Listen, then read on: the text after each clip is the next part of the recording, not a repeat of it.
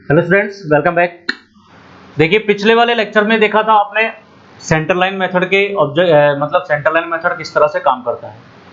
अब centre line method का एक क्वेश्चन करके देखते हैं कि क्वेश्चन किस तरह से सोल्व किए जाते हैं सेंटर लाइन मेथड से। पहले हम एक रूम का प्लान देखेंगे जिसमें डिडक्शन नहीं होंगे, फिर दो रूम का प्लान देखेंगे जिसमें डिडक्शन करेंगे और उसमें दोनों तरह के डिडक्शन कर लेंगे। डोर विंडो का डिडक्शन भी करेंगे, उसके अलावा जो सेंटर लाइन का डिडक्शन है वो भी करेंगे। तो टॉपिक होगा आपका बिल्डिंग एस्टीमेट में सेंटर लाइन मेथड पार्ट 2। तो इस टॉपिक को तो मैं मिटा देता हूं, अब this is no more required. अब लेते हैं अपन एक प्लान लेते हैं। ये एक रूम का प्लान लेता हूं मैं, ठीक है। ये हम एक रूम का प्लान लेते हैं।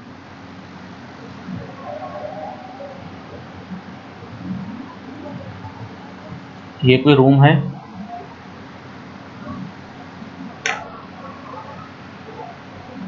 रूम की डायमेंशन है 4 मीटर इंटू 3 मीटर। तो ये इनर डायमेंशन होगी 4 metre into 3 metre, 4 metre into 3 metre, right. तो हमको करना क्या होगा, और जो दीवार की थिकनेस है, thickness of wall is 30 centimetre. हमको क्या करना होगा, सबसे पहले सेंटर लाइन की कैलकुलेशन करनी होगी। तो ये तो प्लान है, ये प्लान दिया हुआ है। इसका क्रॉस सेक्शन भी होगा कुछ, कि क्रॉस सेक्शन में क्या क्या है वो देखिए। क्रॉस सेक्शन यहां बना देता हूं मैं। ये क्रॉस सेक्शन,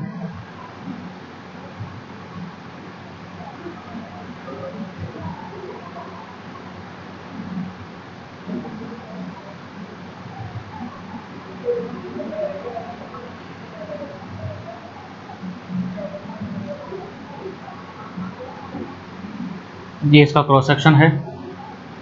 और ये फिर चलो ठीक है इतना। ये ग्राउंड लेवल हो जाएगा। ग्राउंड लेवल के बाद मान लीजिए डीपीसी भी लगा देते हैं इस पे डीपीसी भी लगा दिया।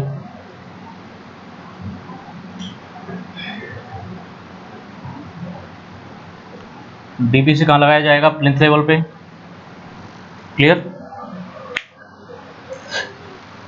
यहां इस वाली डेप्थ में, इस वाली डेप्थ में आपको पीसीसी करना है।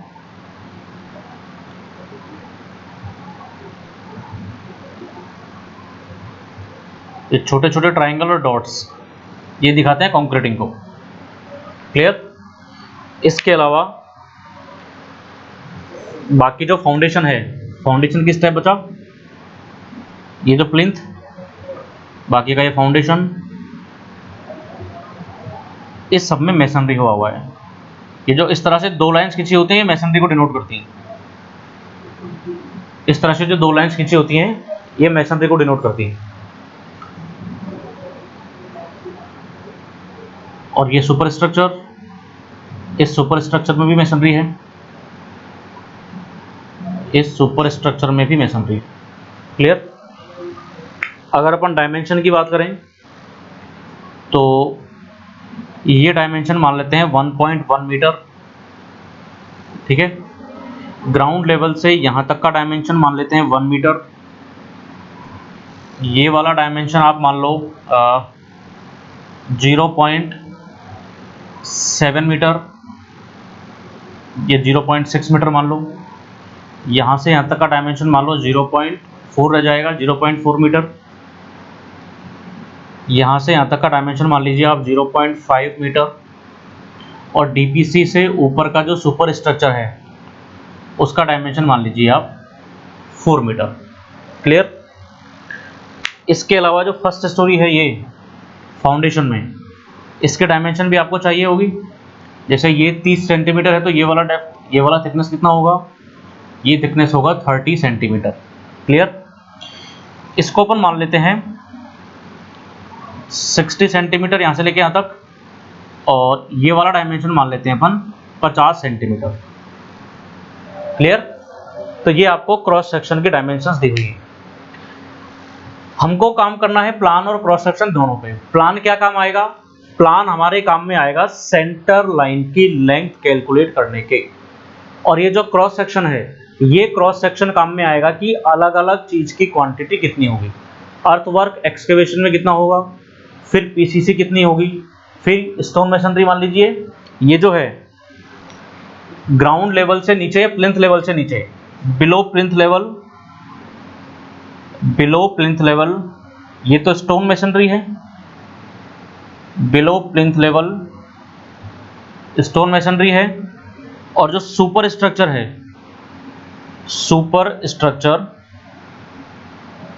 स्ट्रक्चर में ब्रिक मेसनरी है, सुपर स्ट्रक्चर में ब्रिक मेसनरी है। क्लियर? चलिए, तो ये काम है।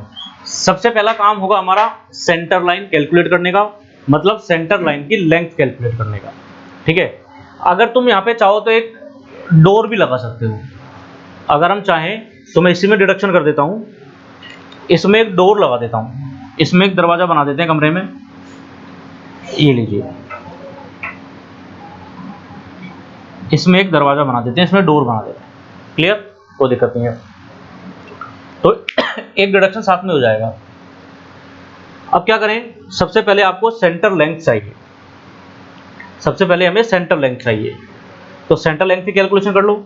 ये चीज तो तुमको पता होना चाहिए कि जो डोर होगा वो कहाँ होगा, डोर सुपर स्ट्रक्चर में होगा, सब स्ट्रक्चर में डोर नहीं होगा, ये याद रखना। तो सेंटर लाइन कैलकुलेट करो।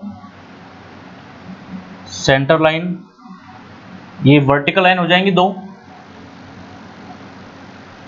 दो वर्टिकल लाइन होंगी और दो हॉरिजॉन्टल लाइन होगी, दो वर्टिकल लाइन होंगी और दो हॉरिजॉन्टल लाइन होंगी।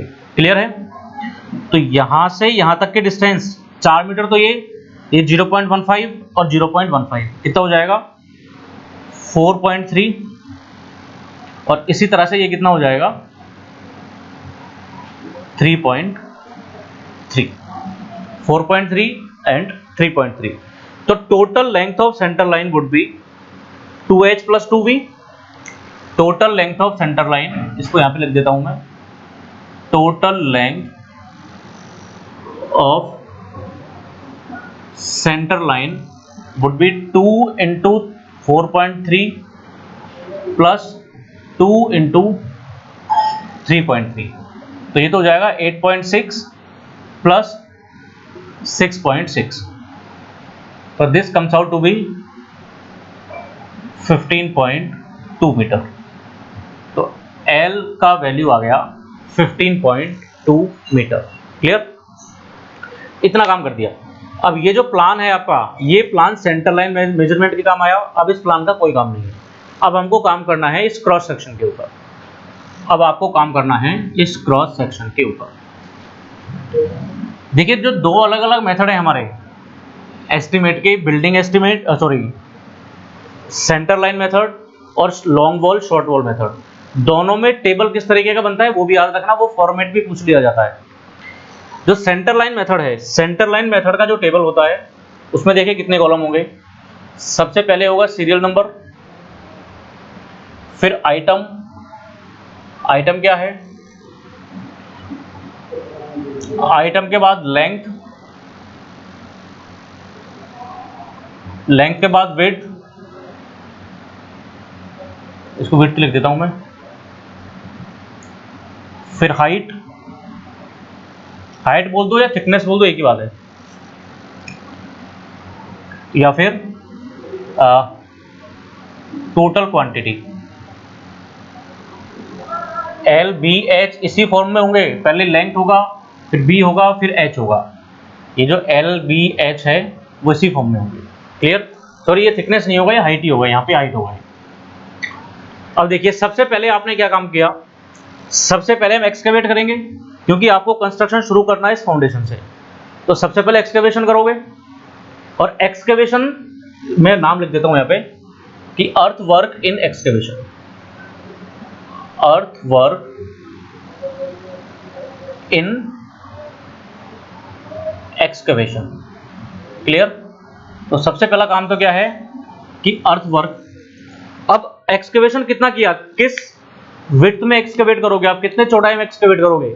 ऐसा तो नहीं होगा कि यहां तक आपने 60 सेंटीमीटर चौड़ाई का एक्सकैवेशन किया, फिर आप नीचे जाते जाओगे तो इस तरह से एक्सकैवेशन की विड्थ बढ़ा दोगे, ऐसा नहीं होगा। आपको थ्रू आउट जो विड्थ रखनी पड़ेगी एक्सकैवेशन की, वो कितने रखनी पड़ेगी? 1.1 मीटर। और एक्सकैवेशन होगा कितने डेप्थ में? ग्राउंड लेवल से नीचे नीचे, ग्राउंड लेवल से लेके और जो फाउंडेशन है उसके 100 फीट तक एक्सकैवेशन करना पड़ेगा। तो टोटल कितना डेप्थ में एक्सकैवेशन हुआ? 1 मीटर में। और टोटल विड्थ कितना रहेगा एक्सकैवेशन का? 1.1। क्लियर है? 1.1। लेंथ हमको पता है, ये जो पूरी की पूरी लेंथ होगी, जो लोड बियरिंग वॉल है चारों, तो पूरी की पूरी जो लेंथ होगी, पूरी लेंथ में एक फाउंडेशन होगा, पूरी दीवार के नीचे फाउंडेशन होगा, तो L की जगह पे क्या आ जाएगा? टोटल L आ जाएगा। B कितना होगा? 1.1 होगा फाउंडेशन के लिए, मतलब एक्सकैवेशन के लिए। और H कितना होगा? कितनी ऊंचाई तक एक्सकैवेशन किया आपने? 1 मीटर तक। तो क्वांटिटी लिख लीजिए, लेंथ कितना? 15.2 metre. Length would be 15.2 metre. Width कितना हो जाएगा? 1.1 मीटर। और हाइट कितना? 1 मीटर। टोटल क्वांटिटी आ जाएगी आपकी इनको मल्टीप्लाई करने के बाद। जिस काम को, जिस मेजरमेंट को जिस यूनिट में मेजर करते हैं उसी में करना है। क्लियर? तो अगर इसको सॉल्व करोगे, it comes out to be 15.2 into 1.1, तो ये आ जाएगा 16.72 metre cube. This comes out to be 16.72 metre cube, right? इतना तो होगा एक्सकैवेशन। दूसरा काम क्या किया एक्सकैवेट करने के बाद? ये जो फाउंडेशन है, इस फाउंडेशन में आपको पीसीसी करनी है। और वो पीसीसी कितने विड्थ में होगी? 1.1 में। और डेप्थ कितना होगा पीसीसी का? हाइट कितना होगा पीसीसी का? 0.6 मीटर डेप्थ में करना है आपको। तो दूसरा काम क्या होगा? पीसीसी इन फाउंडेशन, पीसीसी इन फाउंडेशन। लेंथ क्या? जितना लेंथ है 15.2 मीटर, इसका विड्थ क्या होगा पीसीसी का? 1.1 मीटर। लेकिन हाइट कितना लेंगे सिर्फ, क्योंकि पीसीसी इस वाली डेप्थ में हुआ है, 0.6 मीटर में हुआ है, तो 0.6 मीटर। और इसको आप सॉल्व करोगे अगर, तो आ जाएगा 15.2 into 1.1 into 0.6 and it comes out to be 10.032 metre cube. तरीका तो क्या होता है कि जैसे एक काम खत्म हो गया, जो प्रॉपर तरीका होता है इस टेबल का वो ये होता है। देखिए, जैसे एक काम खत्म हुआ एक्सकैवेशन, तो इसके नीचे लिख देते हैं, इसके नीचे लिख दिया जाता है कि टोटल एक्सकैवेशन कितना है। इसके नीचे लिख दिया जाता है कि टोटल एक्सकैवेशन कितना है? 16.72 मीटर क्यूब। दूसरा काम पीसीसी फाउंडेशन में, तो पीसीसी भी इतना ही है सिर्फ, तो इसको टोटल लिख दो, कोई दिक्कत नहीं है। अपने पास बोर्ड पे जगह कम है, इस वजह से मैंने आपको सिर्फ एक लिख के बता दिया। आपको इस तरह से टोटल पीसीसी भी लिख देनी है, टोटल मैसनरी भी लिख देनी है, टोटल डीपीसी भी लिख देनी है। क्लियर? तीसरा काम, अभी तो ग्राउंड लेवल से नीचे फाउंडेशन का ही काम चल रहा है, तो फाउंडेशन में स्टोन मैसनरी अलग है और प्लिंथ लेवल से लेके ग्राउंड लेवल तक स्टोन मैसनरी अलग है। मतलब इसको बोलते हैं प्लिंथ। ग्राउंड लेवल से प्लिंथ लेवल तक की डिस्टेंस इज कॉल्ड प्लिंथ, और ग्राउंड लेवल से नीचे वाला फाउंडेशन। तो प्लिंथ में भी स्टोन मैसनरी है और ग्राउंड लेवल में भी, फाउंडेशन में भी स्टोन मैसनरी है। तो दोनों स्टोन मैसनरी का कैलकुलेशन अलग अलग होगा, क्योंकि दोनों का डेप्थ भी अलग है, दोनों का विड्थ भी अलग है, लेकिन दोनों को कंबाइन करके लिख सकते हैं कि टोटल स्टोन मैसनरी इतना है।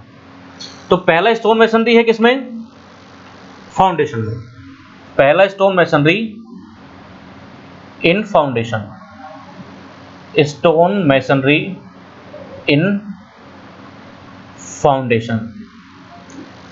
Length 15.2 metre. अब किस विड्थ में है? इतने विड्थ में, 60 सेंटीमीटर में। 60 सेंटीमीटर का मतलब 0.6 मीटर। और किस हाइट में है ये? 0.4 में। 0.4। इसको जब सॉल्व करोगे तो ये आ जाएगा 15.2 इंटू 0.6 इंटू 0.4, 3.648 मीटर क्यूब। और एक स्टोन मेसनरी प्लिंथ में है, तो प्लिंथ की स्टोन मेसनरी भी लिख दो। फोर्थ करके स्टोन मेसनरी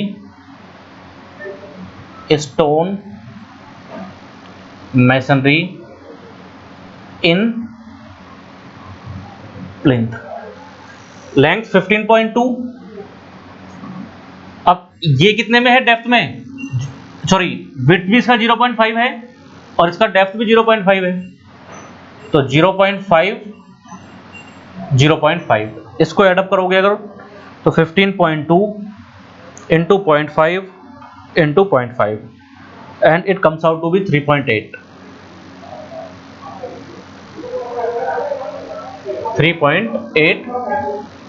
मीटर क्यूब। तो ये स्टोन मेसनरी है। इस स्टोन मेसनरी को टोटल करके लिख सकते हैं। टोटल स्टोन मेसनरी कितना आ जाएगा? टोटल स्टोन मेसनरी आ जाएगा 3.8 प्लस 3.648 7.448 मीटर क्यूब। तो टोटल अर्थवर्क कितना? Excavation 16.72 metre cube. Total PCC कितना? 10.032 मीटर क्यूब। टोटल और टोटल स्टोन मेसनरी कितना? 7.448 मीटर क्यूब। अब तुमको इनका पर यूनिट रेट पता होगा। इनको हमारा सिर्फ मैंने क्वांटिटी तक का काम किया है, हमसे सिर्फ क्वांटिटी पूछता है। अगर आपसे टोटल कॉस्ट पूछता तो यहाँ पे 2 कॉलम और आ जाते हैं। 2 कॉलम क्या आ जाते हैं? पर यूनिट रेट आ जाता, और अगर पर यूनिट रेट को क्वांटिटी से मल्टीप्लाई करते तो टोटल कॉस्ट आ जाता। जैसे 16.72 मीटर क्यूब है, इसका सपोज रेट 4000 रुपये मीटर क्यूब होता, तो यहाँ पे आ जाता 4000, क्योंकि 1 मीटर क्यूब का रेट 4000 है। 4000 को मल्टीप्लाई कर देते 16.72 से, 4000 इंटू 16.72, तो ये आ जाता 66880 इतना रुपए। इस तरह से रेट को क्वांटिटी से मल्टीप्लाई करके टोटल कॉस्ट लिख देते हैं। हमसे जनरली क्वांटिटी तक के क्वेश्चन पूछे जाते हैं, इसलिए मैं क्वांटिटी से आगे नहीं जा रहा। अगर आपको रेट दिया हो और टोटल कॉस्ट पूछे तो इस तरह से 2 कॉलम और ऐड कर दें। क्लियर? क्योंकि अपने पास बोर्ड पे सफिशिएंट जगह नहीं है।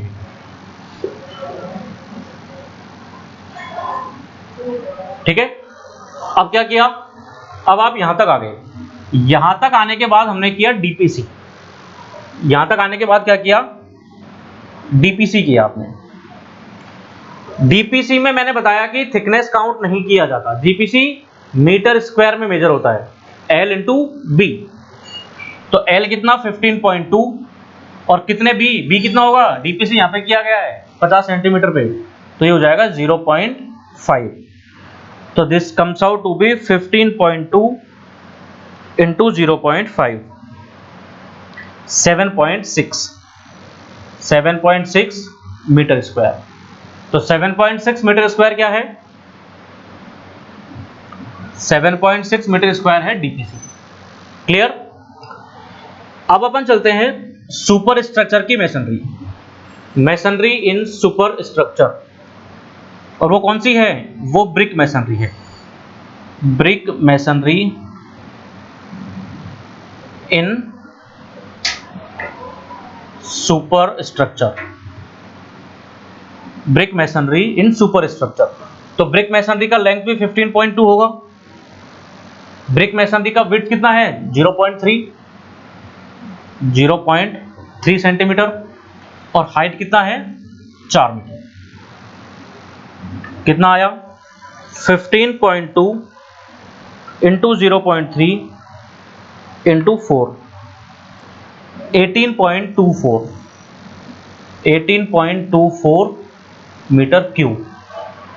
अब देखिए, एक दरवाजा लगाया हुआ है, और दरवाजा कहां लगेगा?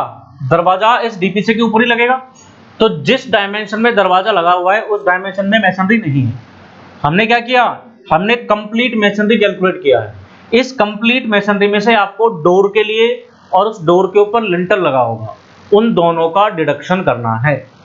इसमें लिख देना deduction for door, deduction for door, और दूसरा आ जाएगा deduction for deduction for what, lintel, deduction for lintel. Clear. अब ये जो क्रॉस सेक्शन का डायग्राम है इसको मैं मिटा देता हूं और इसकी जगह पर ले लेते हैं डोर, डोर और लिंटल। ठीक है,